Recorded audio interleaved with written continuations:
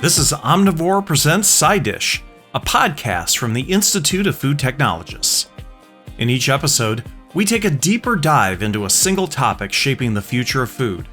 Hosted by the editors of Food Technology, together with IFT members and subject matter experts, SciDish brings you the science, insights, and real-world perspectives that drive innovation, solve complex challenges, and connect disciplines across the global food system. Thanks for joining us. Let's get into the conversation. This episode of Omnivore is sponsored by Co-Developer from IFT. Co-Developer is the first AI-powered co-scientist built by food scientists for food scientists and leverages IFT's 85 plus years of scientific excellence, accelerating your R&D processes and helping solve your toughest challenges. Learn more and book your free demo at codeveloper.ift.org.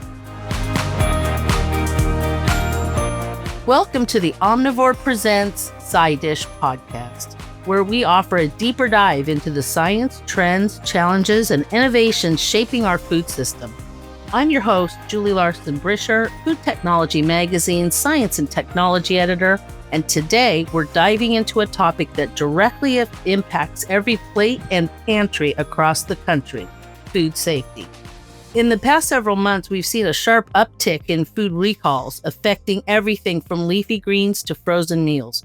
And it's not just one culprit. Listeria, Salmonella, E. coli, and even viruses like norovirus and parasites like cyclospora are in the headlines. Is this a coincidence, or are we just facing a deeper shift in our food safety landscape? With fewer federal food inspectors, rising supply chain pressures, and emerging microbial threats, the question isn't just what's happening, it's what can be done. Today, we're joined by three leading food safety experts who bring insights from across industry, regulation, and science.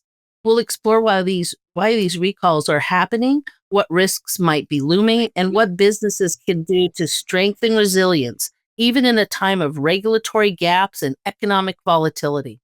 Whether you're in food manufacturing, retail, food service, or just someone who wants to trust what's on your plate, this conversation is for you. Now let's get into it. First, a round of introductions. Our first guest is Daryl Riley, who most recently served as Senior Vice President, Chief Sustainability Officer, and on the executive leadership team at Hostess Brands.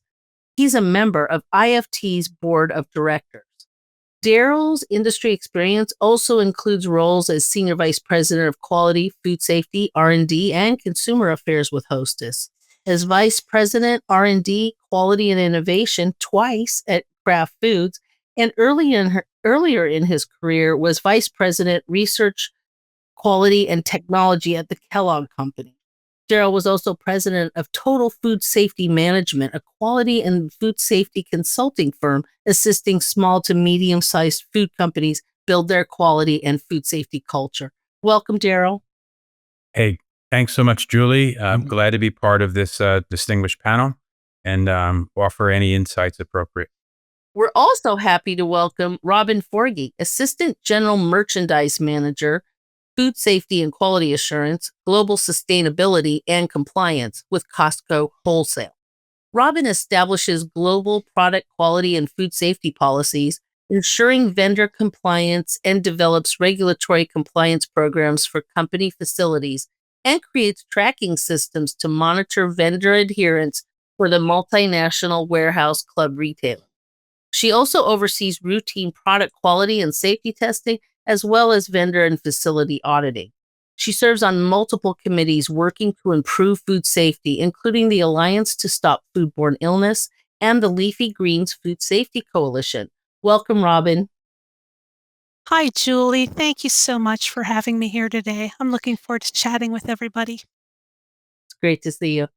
And rounding out our guest panel today, we've got Larry Keener, President and CEO of International Product Safety Consultants, a global leader in providing food safety and food technology solutions to the food processing industry for a broad client base of Fortune 500 food companies, academic research institutes, and government agencies. Larry is an internationally regarded microbiologist and process authority in the food industry, an IFT fellow, and past president of IFT's Non-Thermal Processing Division. Welcome, Larry. Thank you, Julie. It's great to be with you guys this morning. Well, it's wonderful to have all of you here, Daryl, Robin, and Larry. So let's dive right in. The first question to the panel is on the topic of the surge in recalls. Is this a trend or is it a data artifact? The recent rise in recalls involving the big three pathogens, Listeria, Salmonella, and E. coli, alongside norovirus and cyclospora, raises questions about systemic vulnerabilities. Is the food supply becoming riskier, or is surveillance simply improving? Let's start the conversation with Daryl. What do you think? Yeah. Hey, it's a great question. It really is encompassing really the topic of when we think about recalls. If we take a step back, the internet has been around for about 30 years, and probably over the last 20 years, people have become very proficient globally with using it, and therefore, I think it's an element of both. I think there is an understanding that consumers are more curious about food recalls. People understand them a lot more. You mentioned, biological contamination, which is micro related. We also have undeclared allergens as well as, I would say, physical contamination as well, foreign material contamination. But what gets people's ear is typically around micro. The big three, as you mentioned, LM, Listeria monocytogenes, Salmonella, and then E. coli 0157H7. Recently in the news, the two big ones that we all know was slivered onions, and that really resulted in a really bad situation where a factory was actually permanently shut down as a result of that, as well as when we look at what transpired with deli meats. Deli meats actually was also a situation where a factory was shut down, and it was shut down due to, one would say, something that we can control, GMP. Something very simple, when you look at factories and sanitary conditions. So you want to make sure you can obviously manage that. So you look at the question, which is it really an increase, or is it just that we have better detection? In the latter part, yeah, we have much better detection and reporting mechanism. We also have more of a regulatory framework that enables that going forward. If you think about over recalls, we've had, last year about 300 recalls, resulting in numerous illnesses and hospitalizations. But what really gets people is the deaths. We have had over about 20 deaths as a result of recalls. And that should grab everybody's attention because food safety is critical, it's important, and we need to make sure that we have the right preventive systems in place in order to manage it. Daryl, I think that something that we should all pay attention to as well is that these recalls are really making the headlines these days. With the growth of the internet, as you were explaining, media outlets are always looking for more information to put out there, and they are putting out there every recall, and sometimes they're putting it out there multiple times in a row with a different headline. So I think that it's becoming much more visible to the general public, and I think it's something we all need to be cognizant of. So yeah, Robin, that's a good point. And if I could, I'd love to ask a follow-up question. How can the industry use technology to proactively reduce the risk of contamination from known pathogens? If I can jump in here, this is a great question, and Daryl alluded to causality for the failures, and he says that this was preventable because most of it was attributable to sanitation failures. And so there are some very interesting technologies in use on the horizon, in development that will help out. And plasma activated water, for instance, for cleaning zone 1 surfaces in a food processing plant, and for improving the overall microbial quality of irrigation water potentially is a great intervention measure. Another development, UVC, and especially UVC LEDs, light emitting diodes, are very promising for disinfection and cleaning and sanitizing of, again, zone 1 surfaces and other surfaces within the food plant. Hydroxyl radicals are emerging as an important intervention in environmental management in the food processing facilities. And then, of course, we should all be cognizant of developments related to AI. I think AI has great upside, but we're not there yet. The great upside, for me, with AI has to do with the potential for risk assessment, understanding the risk in the food processing. Thanks. Yeah, that's good. So while we're talking about surveillance, Larry, let's explore an adjacent topic. The current administration's workforce reduction actions have gutted FDA's food inspection capabilities and severely impacted USDA inspection personnel as well. And the fewer inspectors mean potential blind spots in enforcement and increasing reliance on self-regulation, maybe even some sort of voluntary compliance, especially in those smaller or resource-constrained food operations.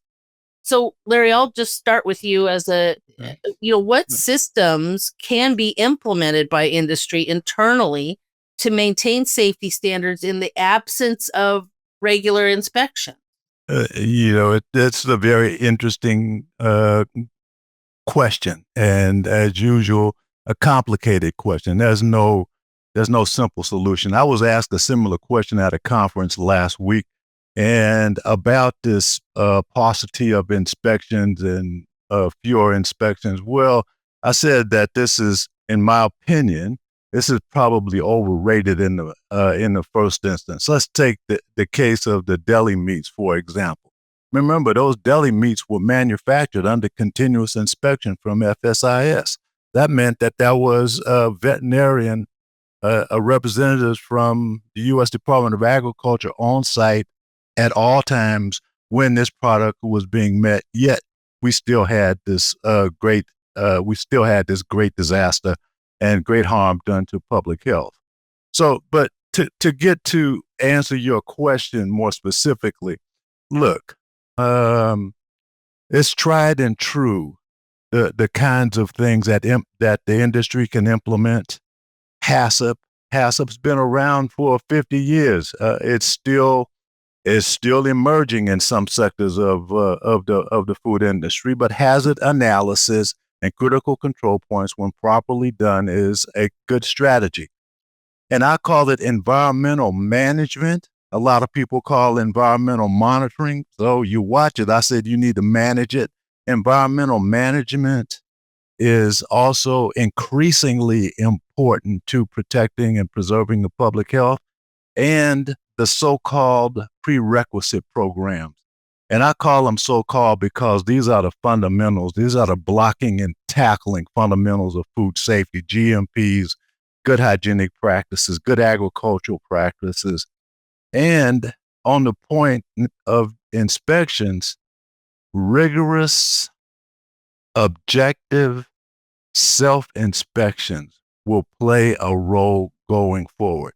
The industry is going to have to live up to the expectation that it is the responsibility of those who manufacture and market an item of food who have the responsibility for food safety. The industry is going to have to step up. Agreed, Larry. I think that something we all need to do every once in a while is to back up and get up to a higher level and reevaluate what you're doing every day. Sometimes we get so absorbed in our daily tasks that we miss things. We become blind to things, and you need someone to pull you out and to get you to look and say, hey, am I doing everything I should be doing? Whether that's someone from a sister plant, or that's your boss, or you hire a third-party consultant to come in and look with a new set of eyes. I think it can't hurt. Invite people in, have them come look at what you're doing and have them give you advice. Maybe there's something that you're missing because, well, we've always done it this way, but you never thought about doing something a little bit differently or more in depth or paying more attention to this corner over here. I think that sometimes we just get so absorbed in the minutia of our daily work, we get overwhelmed, we don't see things. So I invite everyone to step back and look at what's really going on day to day. Robin, we've always done it this way are the most dangerous words uttered in the food processing industry. That's almost a guarantee that we're going to get in trouble. Exactly. The one thing that I would add, I think, both Larry and Robin hit the nail directly on the head. The reality of it is that if we think there's about a couple 100,000 food supplier manufacturers around the world. In terms of inspections, the U.S. only does about 800 to 1,000 against the foreign manufacturers. It's really less than 1%. There's no way that we could actually inspect every one of the materials coming in, number one. Number two, how would we inspect it? If you're doing a micro testing, you'd have to hold the material. We don't have enough storage in order to hold the material until we get results. And then number three, what do you do if the product is bad? Are you going to ship it back? Who's going to incur the cost associated with that? So the reality of it is what was said, and Robin is right. We have to do this ourselves. We are who we want to be. If we want our food supply to be safe, the first part of when the FDA issued their notice back in 2010, it was prevention, intervention, and response. And the first one was about prevention. Prevention is incumbent to what Larry said, HACCP, GMP, all the prerequisite programs, all of that is critical. And one of the things that I always teach people, I give them my four: awareness, education, training, and measurement. And you continually do that until it's really rock solid in people's head of what they're looking for. Because for some people, you can't see micro. So it's really hard to explain to someone what salmonella is because they haven't seen it. And guess what? They're never going to see it. So you have to bring the awareness to them so that they can understand what it is. You educate them so that they have a competency level. They don't need to be a PhD, but they have to have a competency level of understanding what it does when it gets into the body, what organs it impacts, how does it, manifest itself in the human body. And then you do training. So you continually train in terms of what Larry mentioned, the environmental monitoring or management. Continually do zone 1, zone 2, continually train people how to do that. And then at the end, you measure. Measurement is done through auditing. It's done through different elements where you can take a look at things, learn from that. And if it's not done right, guess what? You go back to awareness. You don't go back just to education and training. You go back to awareness because something didn't happen in what they understood. All people are generally really smart in this field. I always used to tell people, if I really want to know what's happening in any of my factories, I go to my operator. They know everything that's happening in that, from when they cut the machine on and they turn the lights on to when they go home. That's what I think this is about. I see everybody nodding vigorously here with with what you're saying, Daryl. And also the takeaway for me at the moment is we really are talking about getting back to basics and making sure you have that food safety culture inoculated into your systems and your people, because it's really kind of people over process, isn't it? We'll be back with more SciDish in a moment. But first, a quick message from our sponsor. Meet Co-Developer, the AI-powered co-scientist from IFT that cuts development time without sacrificing scientific rigor. Co-Developer delivers science-backed considerations directly into your R&D processes and connects you with nearly a century of peer-reviewed research and published content to help address your biggest challenges. Visit us at codeveloper.ift.org to book a free 30-minute personalized demo and learn more about what Co-Developer can do for you. And now, back to SciDish. Well, listen, I'd like to tackle one more big topic today, and that is emerging risks from new contaminants and global supply chain disruption. We know that the pathogen landscape, including viruses, parasites, and harmful microbes, is ever evolving. Combined with these economic and geopolitical disruptions, food safety is increasing in complexity, especially when you factor in, global sourcing and value chain disruption. A couple of questions come to mind, and feel free to answer one or both. But one is, how are new and emerging contaminants challenging existing food safety frameworks in terms of supply chains? And or what are you seeing out there in terms of how companies are building supply chain resilience that can also enhance food safety? And I'm going to start with you, Robin. Okay. One of the things that I've been noticing is, at least in the United States and in Europe, there's been a shift towards chemicals. That's something we've always focused a lot on, microbiology. Now we have to look at chemicals too.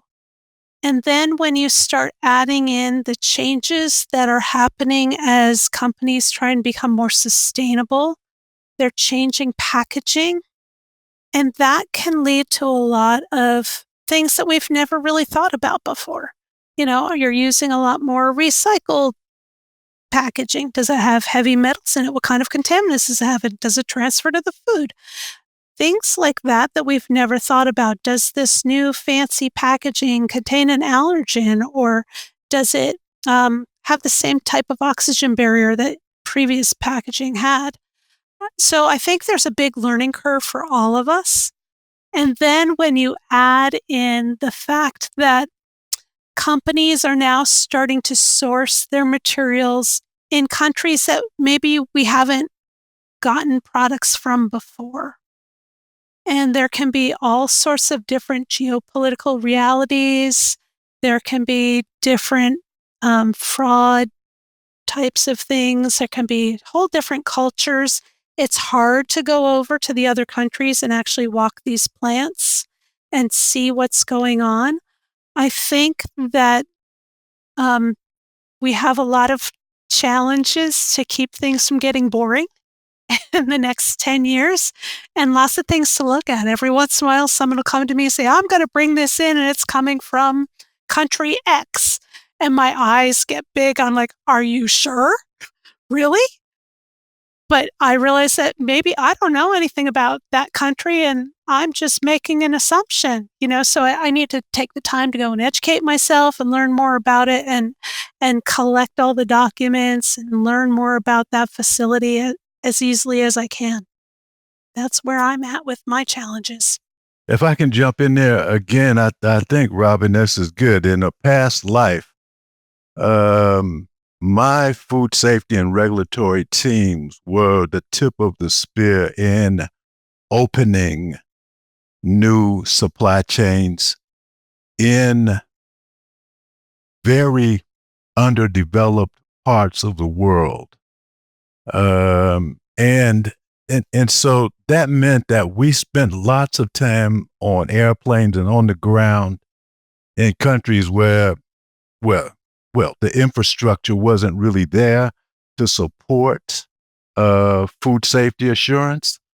So we went in and actually commissioned laboratories and set laboratories up to support our investigation of chemicals, our investigation of microbial contaminants, our investigation of pesticides and fertilizers and all the things that are necessary. So we need to continue to be very vigilant as we enroll new supply chain partners from regions of the world where we know that there might be some lack of development. And so let's talk about cyclospora briefly, where it's been mentioned several times. So cyclospora has only been around in the United States since about 50 years.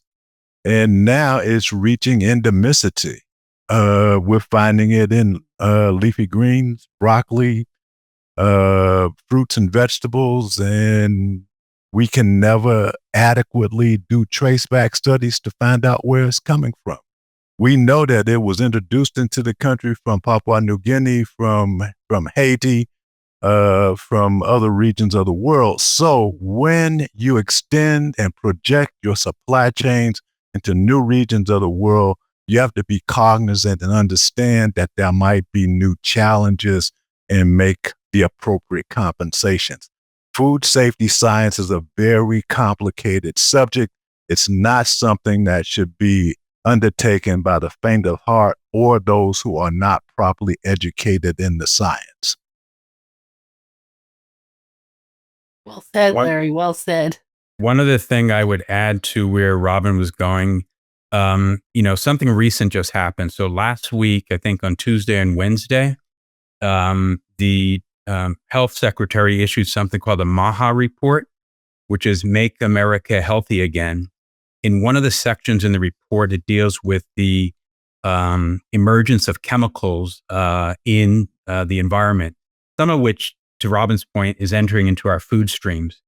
So some of the things that you hear about is PFAS, which is per and polyfluoroalkyl substances, and looking at what we call forever chemicals that stay within the body in the organ structure. And so there is no filtration of those. And that's something that's a concern. We've all heard of what's called acrylamide in a lot of the baked products. And there are certain propositions, there's Prop 65, that regulates certain limits associated with that. You have bisphenol A, which I think is in some of the packaging, and they're worried about the contamination. You have nanoparticles. So if you think about all of these emergence, in addition to the microbe, just think about what happened. So today, right now, we have the three major streams of recalls. We have biological contamination, which is micro. You have undeclared allergens, and then you have what is foreign material contamination. I suspect that coming forward, we're going to have a section called chemical. And therefore, once you get to a certain level in a lot of these products and drinks, there may come a time where the FDA also demands that we recall beverages and products just associated with higher levels of contamination due to these chemicals. So again, these are emerging, but you can start to see the direction of where the government is going with this.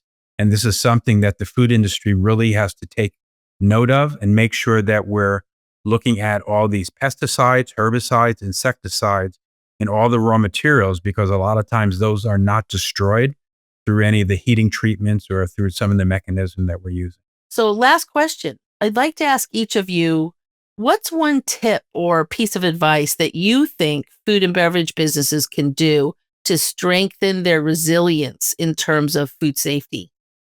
Robin? Well, I think, I don't know if I can limit this to one. I just have to say this. First off, take advantage of all the resources that are out there. Great organizations that we work with, like IFT, other organizations, have a lot of great resources that you can tap into to learn more. Also, reach out to your network of other people that do the same thing. Again, you can meet them at wonderful summer meetings, things like that. Don't be shy. Look them up on LinkedIn. Send them a note. Ask them questions. But also to build your resilience, don't forget to teach those that follow behind. We need to teach our staff all of these things that we've been learning over the years and grow them so that someday, as a quality person, you may be allowed to take a vacation.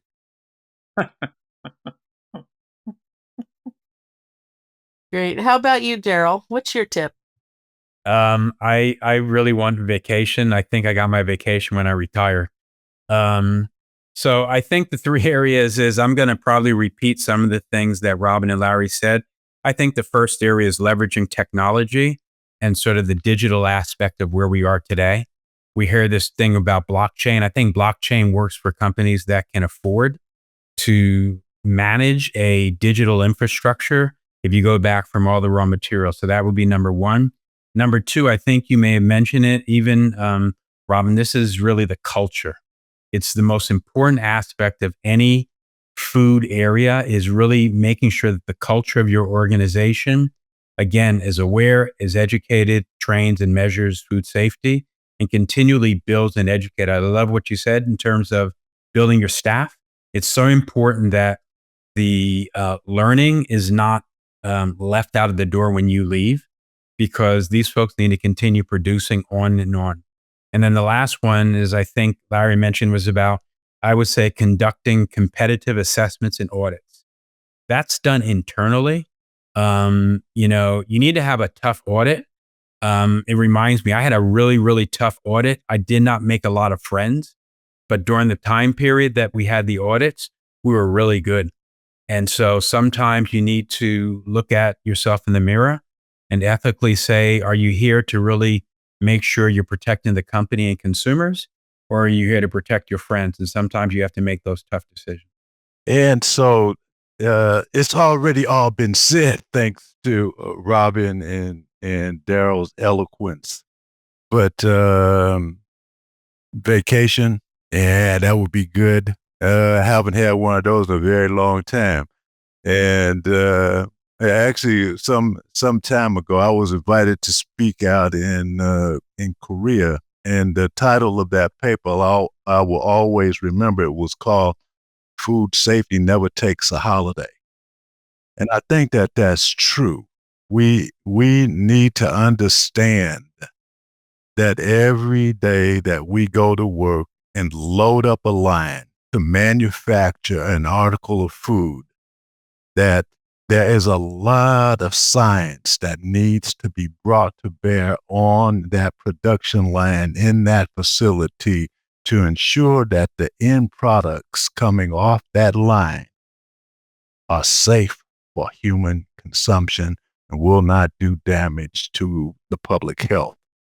Food safety is important. We need to go back, like Robin said, and make sure that we train again. And back to Daryl's point about objective inspections and audits. They need to be objective. And if some people's feelings get hurt in the process, so be it. The science demands it. Public health demands that we do this work objectively. Thank you.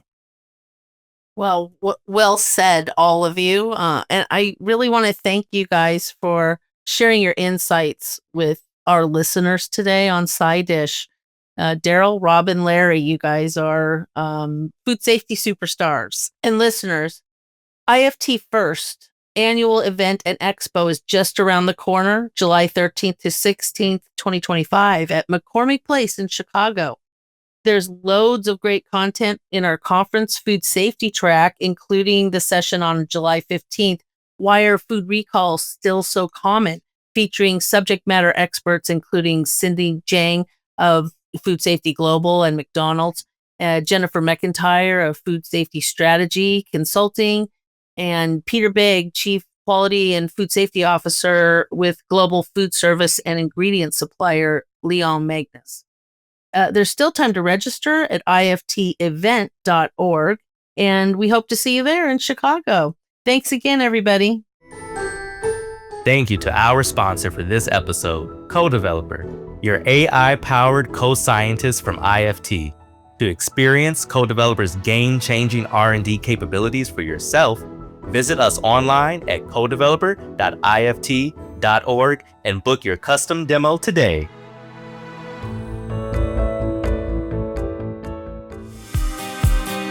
And that concludes this episode of Omnivore Presents SciDish.